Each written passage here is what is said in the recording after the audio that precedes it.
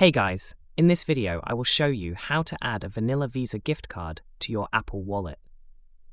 Alright, so let's begin with the video. First, go into the App Store and search for Pass2You. This is going to work as a middleman, so click on this application with this icon and just install it. Once you have the app installed, click on Open and it should look like this. You want to click on the orange plus sign and then apply a pass template. From here, we will use the search bar to search for Vanilla Visa.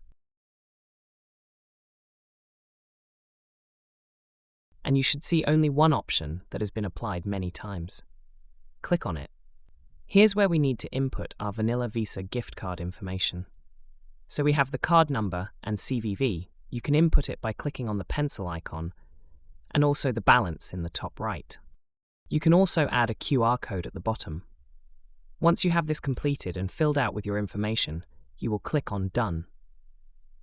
Now once we click on Done, this is going to add it to our Apple Wallet. The next step is just clicking on Add, and this is actually going to add it to our Apple Wallet. So that's basically how you can add a Vanilla Visa gift card to your Apple Wallet. So that's all for this video. Consider subscribing if you find it helpful, and I'll catch you in the next one. Thanks.